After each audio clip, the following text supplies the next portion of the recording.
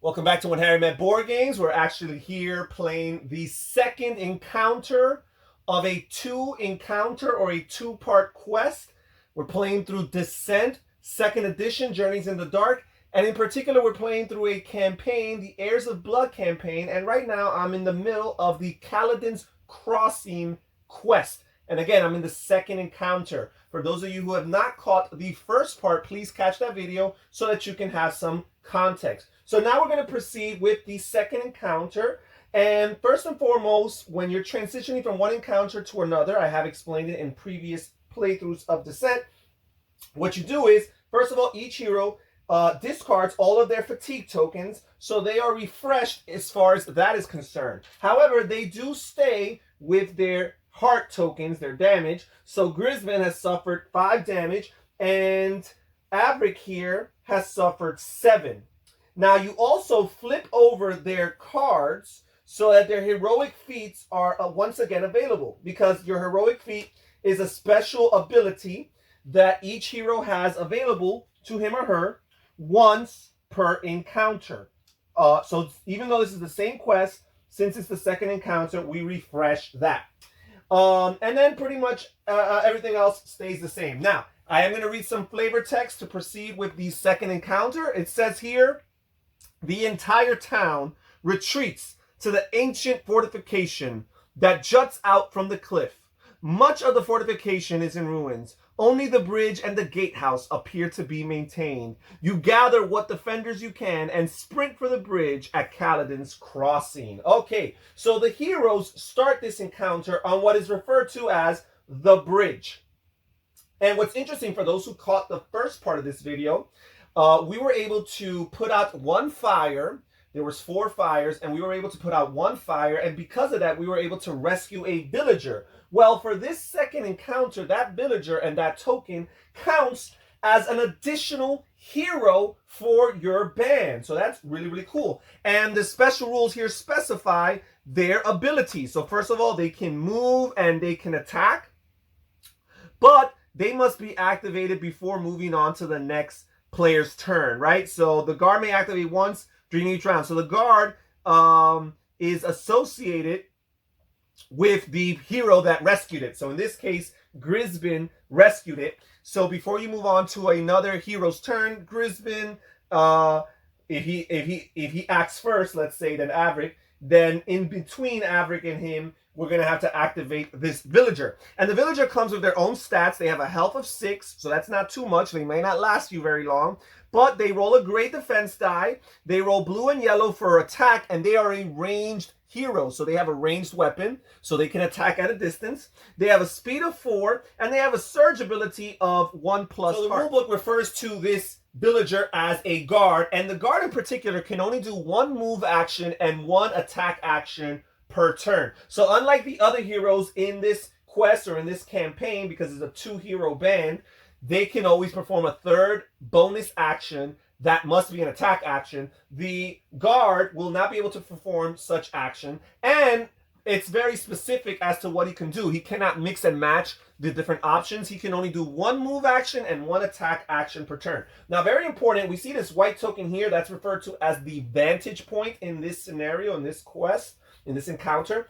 And basically, when heroes are on the bridge, they could trace line of sight starting from this vantage point to anywhere else. So as long as it's a ranged attack. So again, we have the guard who has a ranged weapon. So he will be able to shoot from the village to people who are here on this part of the board, which is referred to as the stream, as long as he could trace line of sight starting from the vantage point. Also, while on the bridge, heroes can spend 1 movement point, not an action, just a movement point. Remember, your movement points are equal to your speed. They can spend 1 movement point to jump from the bridge onto the stream area. Now, each time a hero does that, they place the hero figure adjacent to a space next to the vantage point. But what's interesting is, after you've made that jump, you cannot fail the jump. You still do have to make a skill test. 2 skill tests, as a matter of fact. You need to test your might,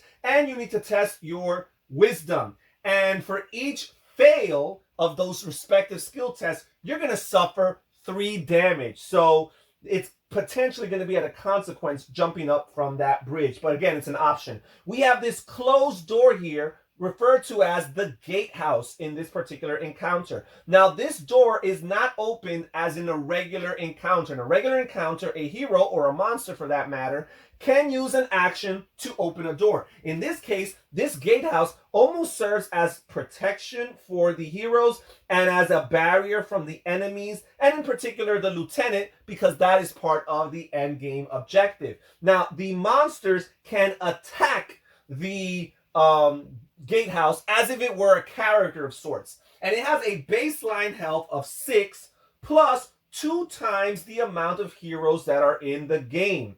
So there are 3 heroes in the game, counting the guard. So that's 3 times 2 is 6. And it has a baseline health of 6. So 6 plus 6 is 12. So we're going to treat this door as if it has a health of 12. Furthermore, every time it's attacked by a monster or a lieutenant, an enemy, it has an automatic defense roll of 3 shields. So after that, we'll factor in, we'll compare whatever attack rolls are made to that automatic default defense of 3 shields. And then it will suffer the damage. And eventually, once it suffers 12 or more damage, the door is broken down, and the enemies have another pathway to get to the bridge and the townhouse, which is the town entrance, which is the entrance into this particular quest. Now, what's interesting is the heroes still can move. They can move through this gatehouse. They can trace line of sight through this gatehouse. They can still do a lot of other things. Now, they cannot do melee melee attack from adjacent spaces to the gatehouse, but they can do ranged attack because, again, they can trace line of sight. So, again, that will benefit the guard very, very much. So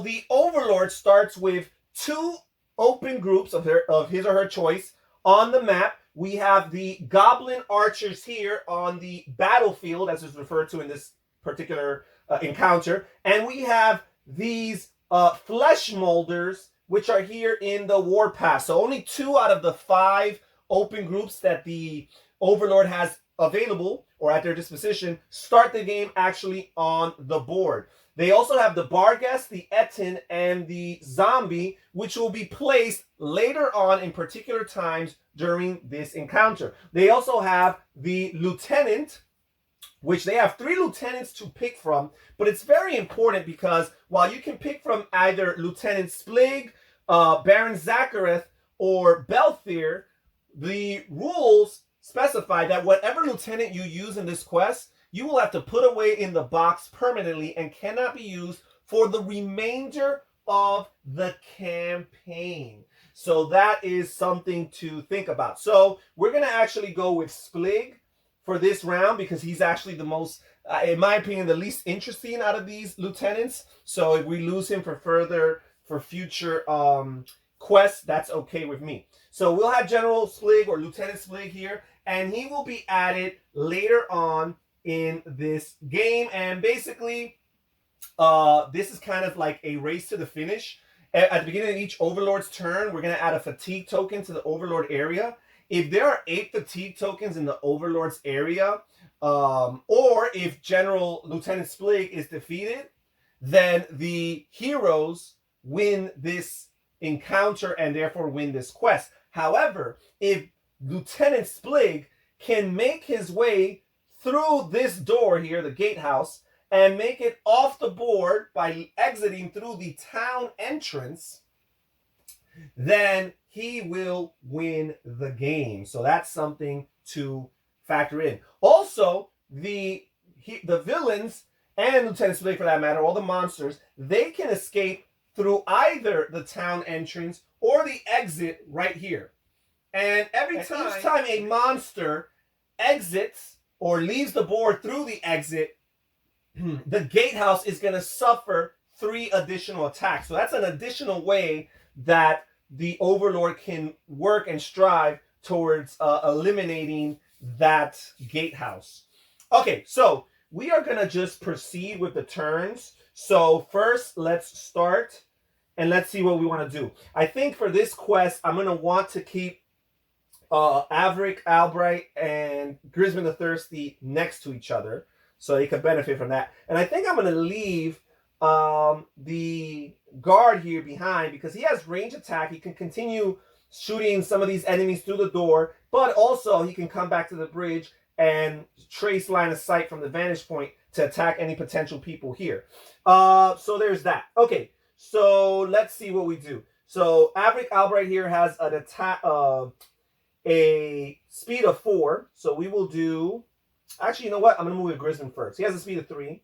1, 2, 3, and I am going to.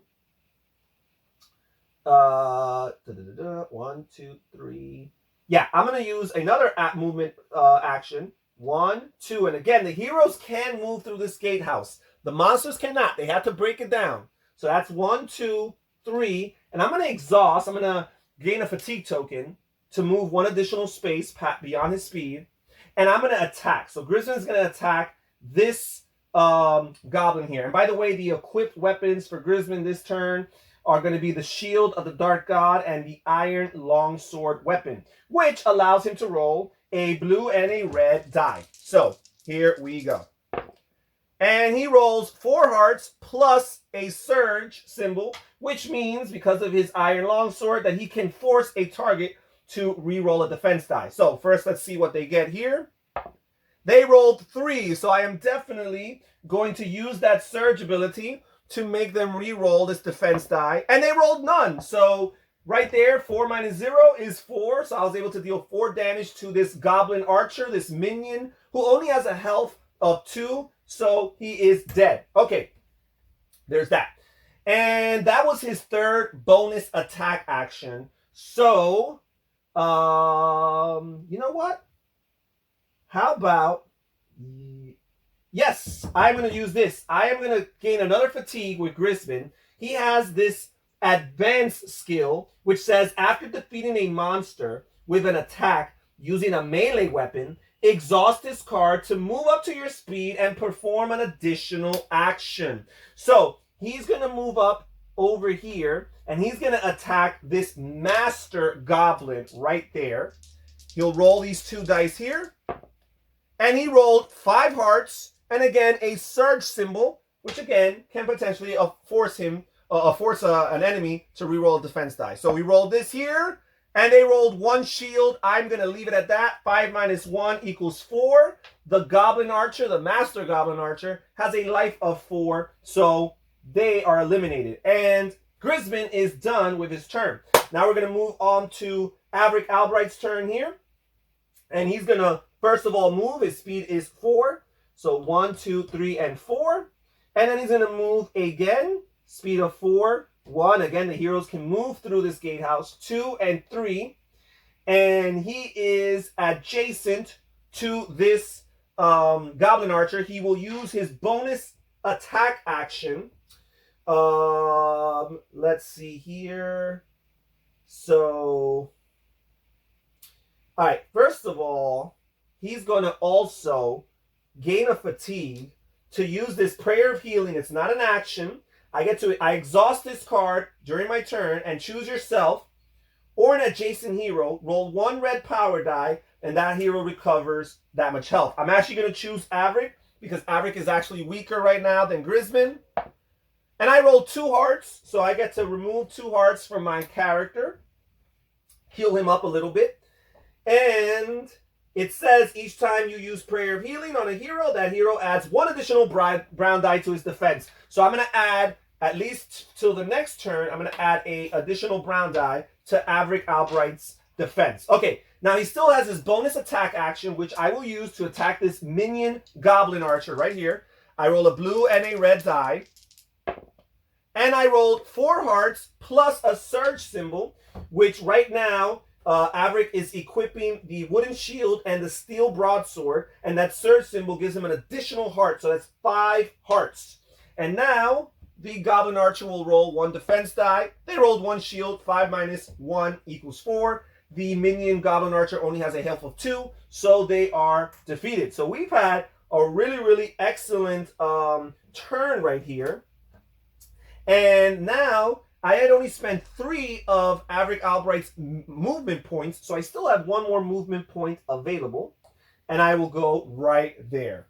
Okay, by the way, I still have from the previous quest, Avik has this health potion, which you could use an action to flip this card and choose your hero or an adjacent hero, and they all, and that hero recovers all of their health. So that's going to be very helpful during the right situation. Okay, so this hero here actually gets 2 actions themselves. They can do a move action and an attack action. And unfortunately, there's nobody to attack. So I'm wondering if I budgeted my turns as wisely as I could have. Okay, so we're done with that.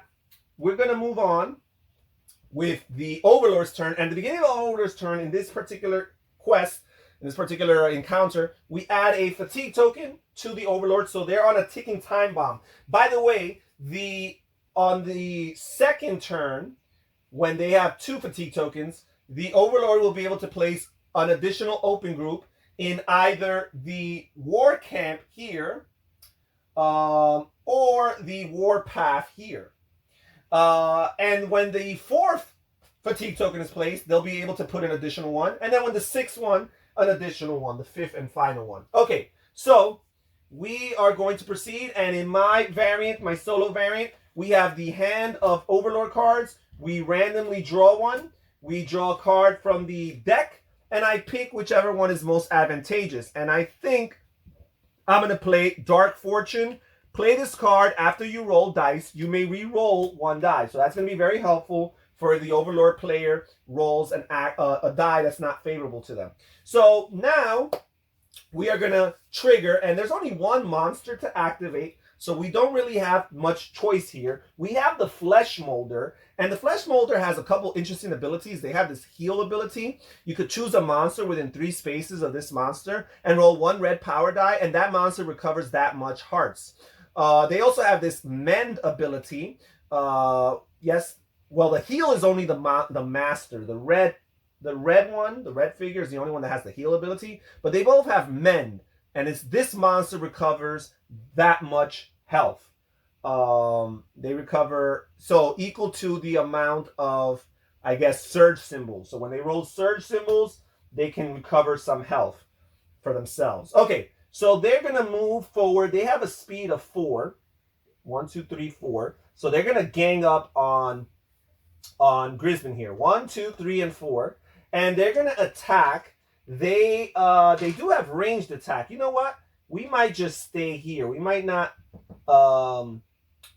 move to them. Actually, no, we do want to get to this door. So they're going to do 1, 2, 3, and 4. And they'll do 1, 2.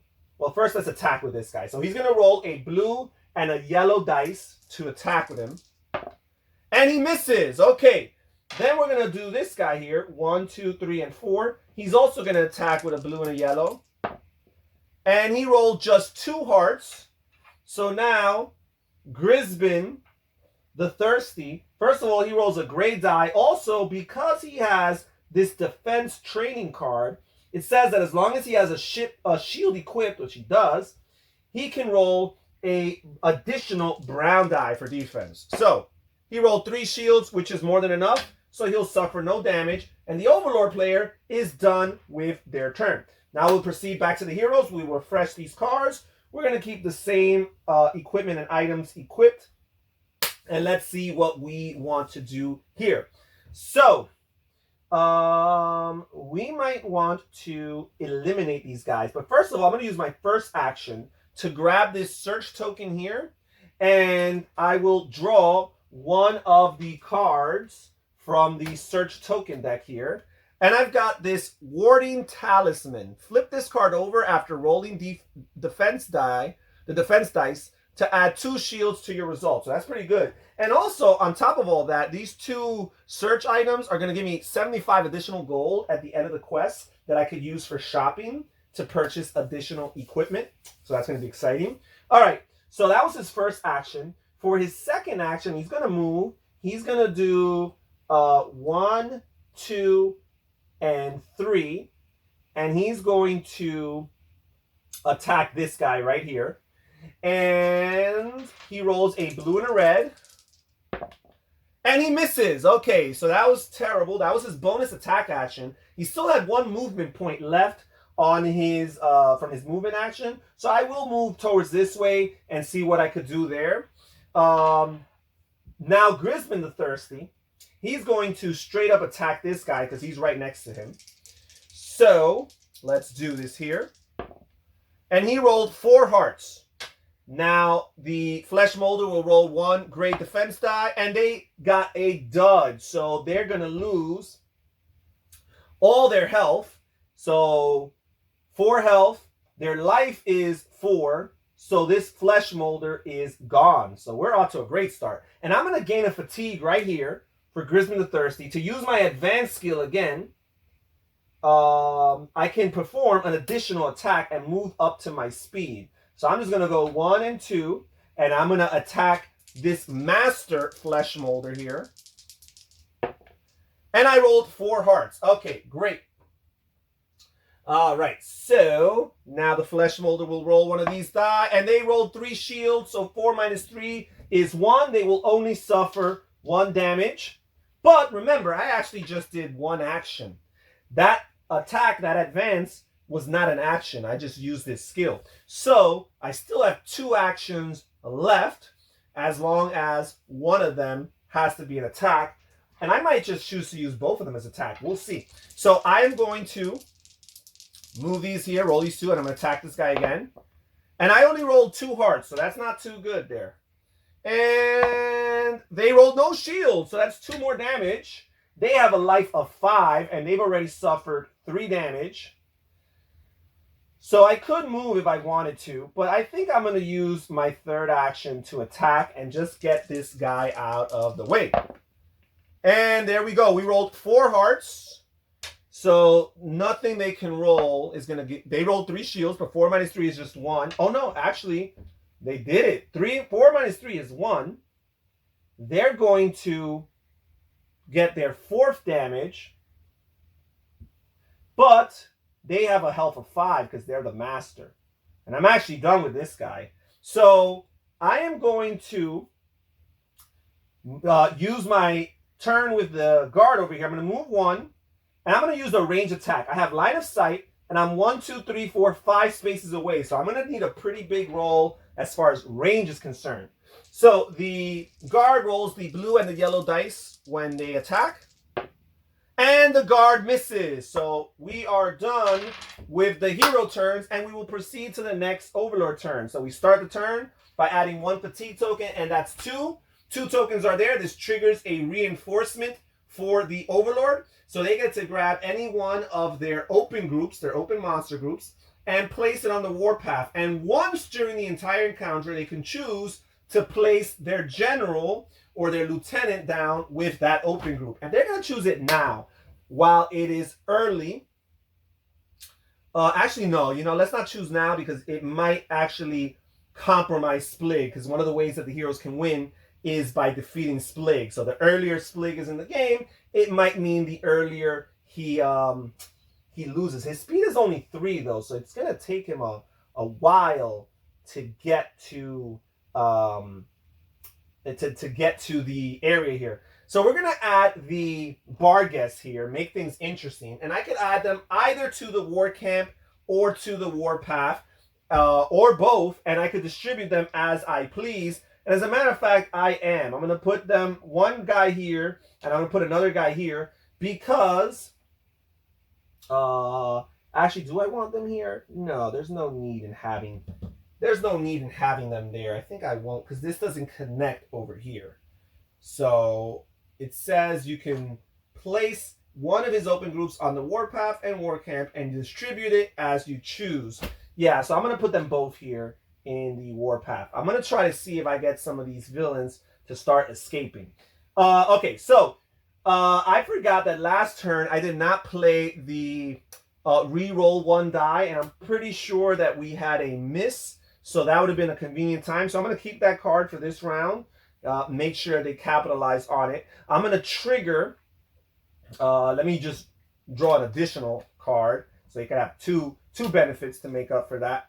And I'm gonna choose this one. Dark Might, play this card after you roll, and you can add a surge symbol to that roll. So it should be a good turn for them. So first of all, the way I play, I always activate the monster group closest to the heroes, and that would be the Flesh Molder.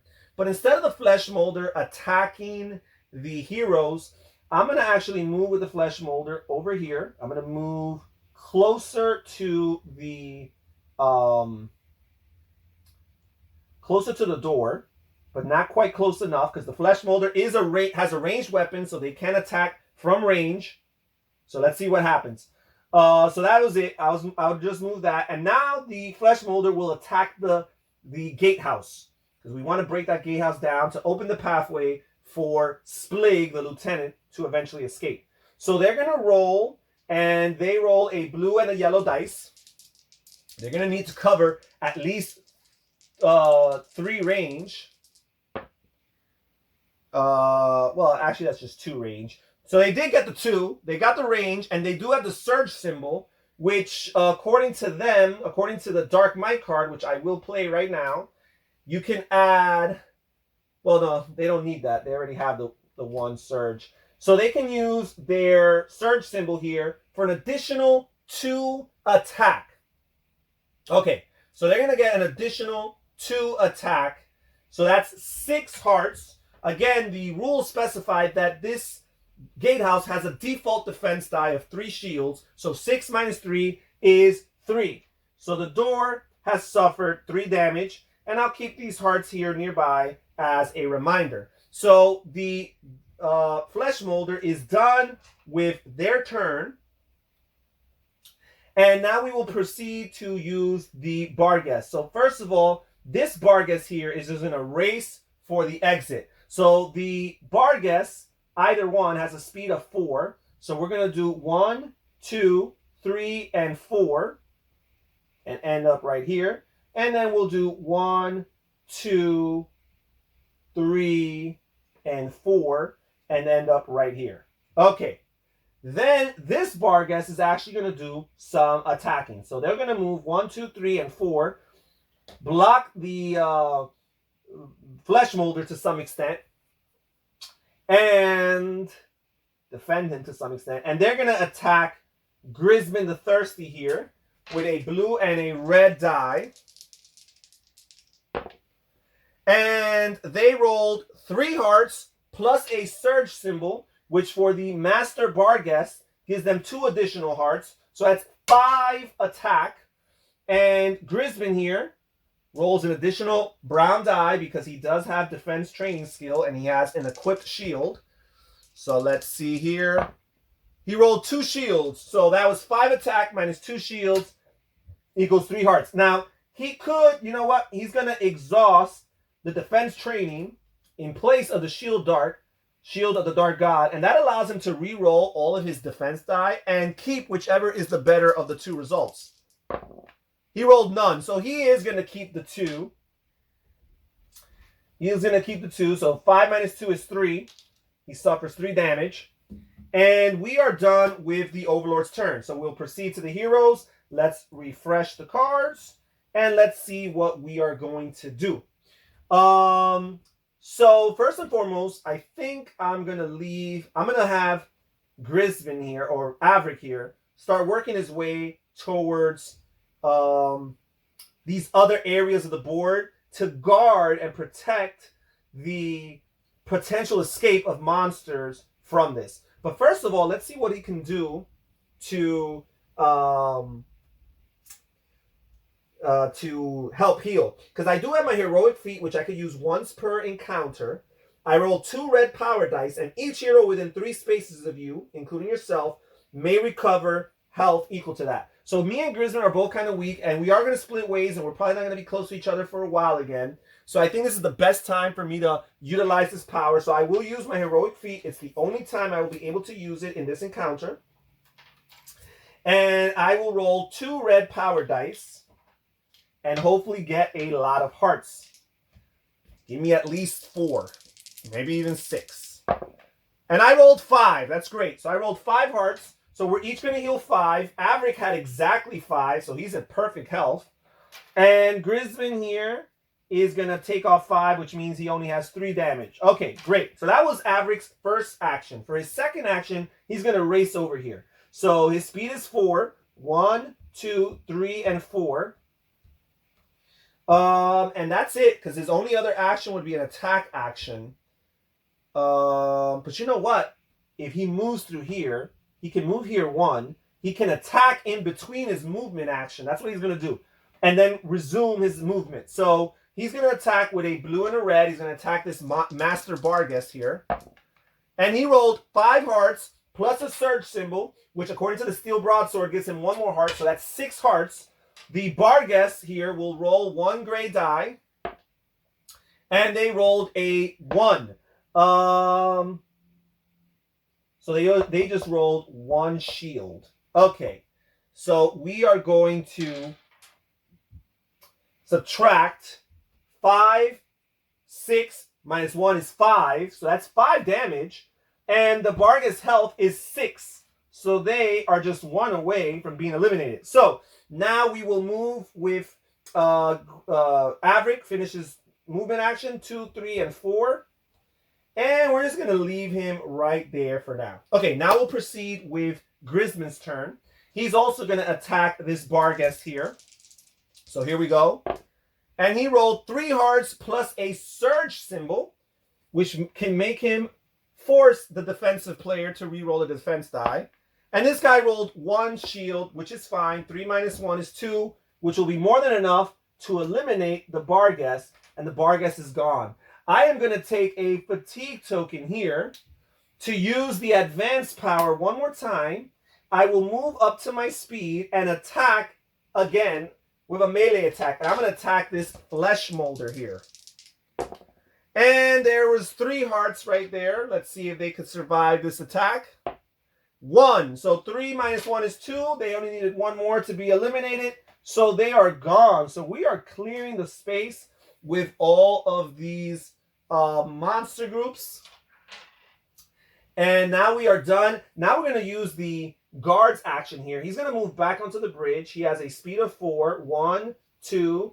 He's back on the bridge. He's going to use his attack. He has Vantage Point from here. And water is not does not obstruct line of sight. So he does have line of sight. His range will start from here. So that's 1, 2, 3, 4. He's going to need at least a range of 4 to hit this Barghest here. So let's see what we could do. And he does have exactly a range of 4. And he rolled 3 hearts. The Barghest will roll 1 defense die here. They rolled 1 shield. So 3 minus 1 equals 2. So they'll take 2 damage. And the minion Barghest has a health of 4. So he is wounded. Okay, and we are done with the hero's turns. We'll move on to the next Overlord's turn. We will place the 3rd fatigue token. And we will proceed. There's only 1 monster on the table right now on the board. We have the Barghest here. They're going to move. And to move into the water, that costs 2 movement points. And they will move out of the water. That'll cost them another 2 movement points. And we will go here. Hopefully the range won't reach to them. Because if he gets here, that will help them with the door. We haven't caused any damage to the door so far. That's been brutal. Okay, so now we will proceed with the... we're done with the Overlord. So let's see if an additional card would have been helpful at all. Nope. But we'll keep these here available. Okay, so now the heroes will have their next turn. We'll refresh these cards right here. And now the heroes will carry out their next turn. So let's see what we want to do. Probably want to try to chase this guy down. So first of all, Grisman the Thirsty will start moving. He'll go 1, 2, 3, 1, 2, 3. Those are his 2 actions to move. His speed is only 3. And now I'm going to use the guard here. And he's not going to move. He's just going to shoot. He has Vantage Point from here. 1, 2, 3, 4. He's going to need at least 4 range yet again to hit this Barghest. Let's see what we do here. And he misses altogether. So the Barghest lives to fight another day. So now we're going to move on with Avik here. And he has a speed of 4. 1, 2, 3, and 4. And he can do 1. It costs 2 to move in and out of water. So he will have to exhaust and get 1 fatigue token. But he makes it right next to the Barghest. And if he can successfully attack him, we can spare the potential damage. So let's see here. And he got 4 hearts plus a surge symbol, which gives him an additional heart. So that's 5 hearts right there. And there's no amount, and there's no card that helps them, and there's no amount of shields that they could roll that could prevent the fact that they're going to suffer at least 2 damage, which would have been enough to eliminate them because their health is only 4. Okay, so we are done with the heroes. We move on to the next Overlord turn. We place the 4 fatigue token, and that triggers another opportunity to place a monster group and to place the lieutenant. And they're going to place the Etin here, the giant Etin here, and they're going to place him in the warpath. And they're going to place the lieutenant, Splig in this case. And he's also going to go into the warpath. And he'll be right next to the monster here. And now we will proceed with their turn. We will look at the 2 Overlord cards here. Play this card after rolling defense die. Add 2 to the defense. So they're both the same thing actually. Play to add to the defense. So they should be safe for some upcoming attacks here. And we will proceed. So first things first, we will move with the Etin here. He has a reach ability which allows him to attack enemies. And remember, the Gatehouse is considered as an enemy that are up to 2 spaces away. But he only has a speed of 3. So he's going to move 3, 1, and as long as his body, he covers 4 spaces, touches any of those spots, it's a legal move. 1, 2, and 3. So he could go right here. And he's going to move a second time, 1, 2, and 3. So he could be pretty much within striking distance of that door. Lieutenant Splig, is he a ranged weapon? No, Splig is a melee guy. So, you know what? I might not want to do all of that. Let's keep him right here, because I might want to have a way for Splig to move through him. So let's see. We're going to do 1, 2, and 3. And we'll do 1, 2, and 3. As a matter of fact, I'm going to leave the Etin here, blocking the way from heroes. Yeah, because I was here. He could have done 1. He could have done 1, 2, 3, and be right here. And then this guy could have done 1, 2, 3, 1, 2, and 3. Okay, that way we are ready, just in case these heroes are going to try to mess with Splig over here. Because if they defeat him and eliminate him from the game, then they also win the game. Okay, so we proceed to the next hero's turn. Refresh any cards. And let's see what we want to do. So first of all, let's try to go to the Etin here with Grisman, the Thirsty. 1, 2, 3. And he's going to attack with a red and a blue die. And he rolled 3 hearts. The Etin rolls 2 gray dice for defense. And he rolled 3 shields, so he is fine. Okay, so now he will use his Grisman will use his third bonus attack action to attack yet again. And he rolled 4 hearts this time. The Etin will roll 2.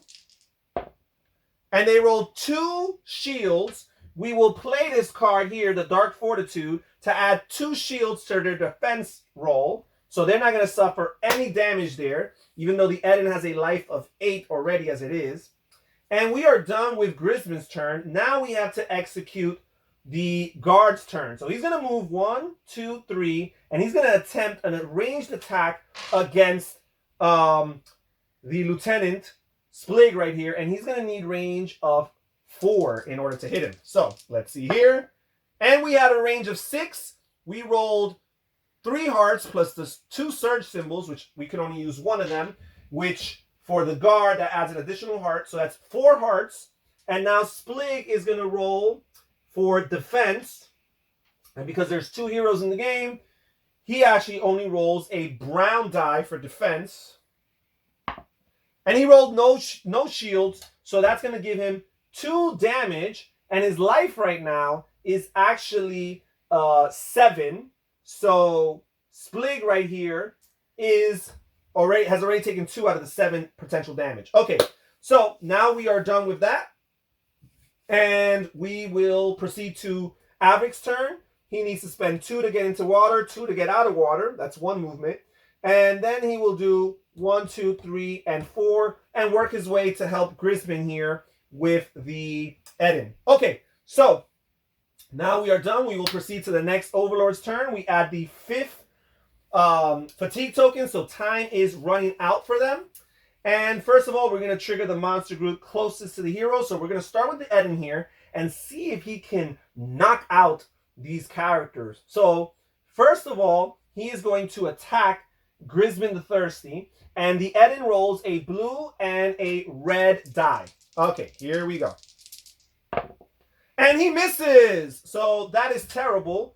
I never drew the additional Overlord card. Let's see. We could plan ahead or play this to activate a monster and give him an additional attack move card. So we are going to do that. So he's actually going to play the Dark Fortune card, which allows him to re-roll a die. So we will re-roll this blue die here, and he did it this time. So he has 5 hearts plus 2 surge symbols. He only has 1 surge ability, which is 3 additional attack. So that's 5 plus 3. That equals 8. Grisman, again, he rolls 2 defense die, a gray and a brown here. And he rolled 2 shields. He is going to use his defense training to try to re-roll this and keep the better of the 2 results. He rolled 1 shield. While he's at it, he will now use his Shadow of the Dark God card to re-roll these again. And he rolled 3 shields. So this was the best out of his 3 rolls. So he'll keep that one. 8 minus 3 is 5. So he'll take 5 more damage. Now, the monsters can never perform more than 1 attack action per activation. So the Eden cannot attack again, but he can use one of his other actions, which is the throw action. He can choose a hero adjacent to him, which happens to be Grisman. That hero will test their might, which for Grisman is pretty high. It's a 5. And if he fails, you remove the hero from the map and place him on an empty space within 3 spaces of the original space, and he suffers 1 more attack, 1 more damage. So Grisman here, do I choose a hero adjacent? That hero must test. If he fails, remove the hero. Yeah. So Grisman here is going to test. So you test by rolling a black and a gray die, and as long as you roll shields equal to or lower than your skill attribute, you pass the test, which in this case, the might of Grisman is a 5. So let's do this here. And I rolled 1 shield, so I successfully passed this test. Okay, now we will activate Splig over here. His speed is 3. 1, 2, and 3. And he will attack the door right here, the Gatehouse. He does have this Not Me ability, which is interesting. If he's attacked, he can test his wisdom, and if he passes, a monster adjacent to him becomes a target instead. But unfortunately for him, there is no monster adjacent to him. So we are going to attack. By the way, the Staff of Shadows, which is a relic card that the Overlords have in their possession, can only be wielded by a lieutenant, which Splig happens to be. And it says that I can exhaust this card and discard 1 Overlord card from my hand to either draw an Overlord card or false or reroll of any 1 die. So, and you can do this at any time. So let's see here. I'm going to roll. He rolls a blue and a red to attack this Gatehouse. And he rolled 3 hearts. So I'm actually going to discard an Overlord card. I'm going to discard this Dark Might card here. So I could re-roll this red. I'm going to keep the blue because I don't want to miss. The red only rolled me 1 heart. And now at least it rolled me 2 hearts. So that's 4 hearts. We exhaust this Staff of Shadows for the time being. 4 hearts. Remember that the Gatehouse has a baseline of 3 defense. So 4 minus 3 is 1. So we actually only dealt them 1 more damage. And the Overlord is done with their turn. We're going to go back to the heroes. Refresh their cards here. And first of all, we're going to start with Grisman the Thirsty. He's going to attack this Eden yet again. He rolls the 2 dice, and that is a miss, folks. Okay, so that was his first action. For his second action, he's going to go for another attack. And he rolled 4 hearts. The Eden here will roll 2 gray dice for defense. And they rolled 5 shields, so they will not suffer. Okay, and then Grisman will use his bonus attack action to attack yet again. And he only rolled 2 hearts. The Eden rolls 2 shields here. And they rolled 4 shields, which is more than enough. Okay, so we're done with Grisman's turn. We're going to use the guard, and he's going to attack Splig right here. So he's going to roll a blue and a yellow. And he rolled 3 hearts plus a surge, which makes it 4 hearts. Splig will roll 1 brown defense die. He rolled none, so he's going to get 4 damage dealt to him. So Splig now has 6 damage out of a potential life of 7. So he is on the verge of being eliminated. Okay, so now we're going to move on with Avik's turn. He's going to go 1, 2, and 3. That's his first action. And now he is going to attack. He's going to use the Blessed Strike attack, which is going to cost him 1 fatigue token. But it says that if I deal damage, you and 1 hero of your choice adjacent to you each recover 2 health. So that's a good way of helping Grisman out a little bit while I am at it. Okay, so I will roll with the blue and the red. And I rolled 5 hearts plus the surge symbol, which makes it 6. The Eden's going to roll 2 defense die here. And they only rolled 1 shield. So 6 minus 1 equals 5. So that's 5 damage out of a potential 8 life for the Eden. Now I'm going to use Avik's bonus 3rd attack action. Oh, by the way, since I dealt damage, I healed 2 health, 2 life from Grisman here. So now we're going to use the 3rd bonus attack action. And they have 5 hearts here. Let's see what the Eden rolls as far as 2 defense die. They rolled 2 defense die only. 5 minus 2 equals 3. The Eden, my friends, has been eliminated. Okay, and we are done with the heroes' turns. We'll move on to the Overlord's turn. They will place a 6th token here, which allows them to place a 3rd monster group. We will play these 3 right here. And now we have got to find a way to slow things down. So first of all, Splig has to run away a little bit because he cannot stay so close and easy for this guard over here. So we will move 1, 2, 3, 1, 2, and 3.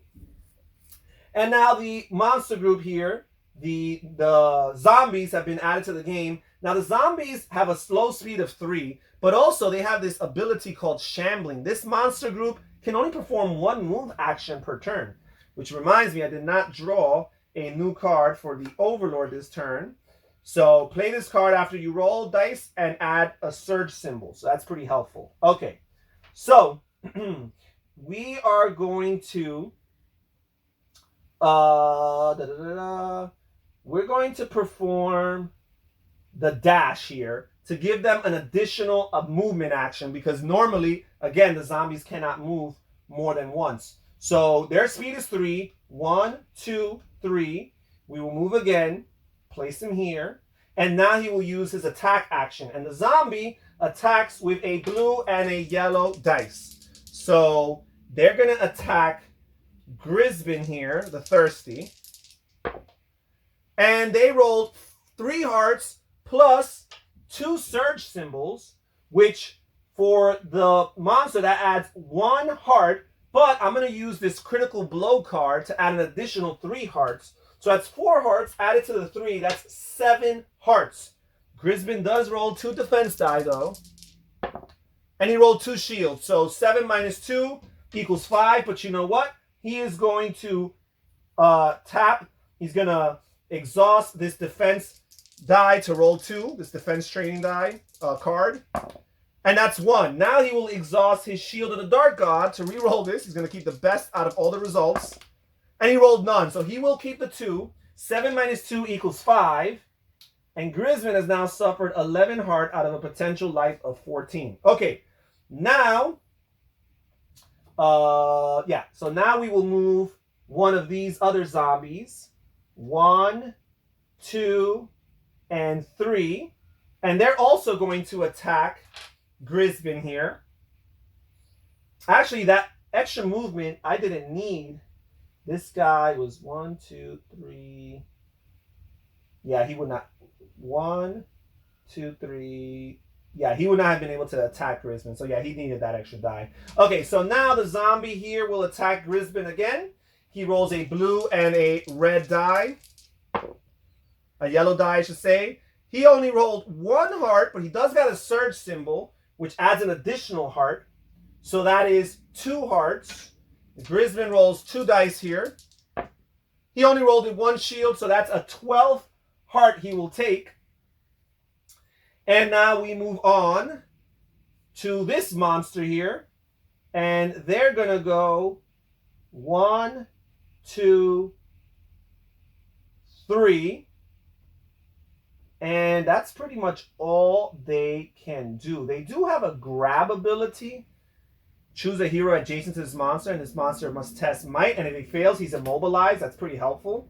Okay, so we're done with the Overlord's turn. We'll go back to the heroes, refresh all of these, and let's try to get these nasty zombies out of our way. So, first of all, we're going to go with Grisman first, and Grisman will roll a blue and a red. He will attack this zombie here, and that's a miss for his first action. Okay, he will proceed to his second action, and he rolls 2 hearts plus a surge symbol. So they will roll a defense die, and they rolled 1 shield, and we're going to leave it at that. So 2 minus 1 is 1. So this zombie takes 1 damage. Their health or their life is 3. And Grisman will use his bonus attack action. And he rolls 3 plus a surge symbol. This guy will roll here. He rolled 1. 3 minus 1 equals 2, which will be enough to kill this zombie. Okay. Then we will proceed to Avik's turn, and he might want to get close to Splig over here. 1, 2, 3, and 4, and if he can eliminate Splig, what an exciting way to end this game. So his second action will be an attack, and he rolled 3 hearts plus a surge, which is 4. Splig will roll a defense die here. And he only rolled 1 shield, which is not going to be nearly enough. So he is defeated and eliminated from the game. And because of that, the heroes have won the game. And we will read the text accordingly. And it says, if the lieutenant is defeated, the assault breaks before your stalwart defense. And at last, even the opposing captain is slain. However, this was not their only front, and a few sections of the city are yet in danger. The remaining assailants rally around the temple, and as you drive them back, you spot Eliza, fleeing from a secret entrance around the back. In her hand, she clutches a yellowed scroll, but her forces are steadfast in their protection of her, and she disappears in the night. The rewards for this particular encounter are win or lose. Each player receives 1 experience point. That is the heroes and the Overlord. If the heroes win, they receive 25 gold per hero, so that's awesome. If the Overlord wins, he receives an additional experience point, which is not the case. If Baron Zakharov moved off from the map through the town entrance, the Overlord receives an additional experience point. That's also not the case. Regardless of the winner, the lieutenant that the Overlord chose is returned to the game box, and when a quest lists this lieutenant under the monster section, the lieutenant is not placed. And we are done with that. And the next quest after this would actually be the interlude quest, which would be the 5th quest. And we're done with quest number 4, Caladen's Crossing. Thank you so much for joining us here at When Harry Met Board Games. Please consider clicking on one of the videos you see on the screen right now. Also, check in the description down below for a link to our Patreon account and see how you can support this channel and become more involved with the behind-the-scenes process. Research and find a tier that works for you. This is Harry saying take care, everybody. Stay safe, stay healthy, and have fun gaming. Bye-bye.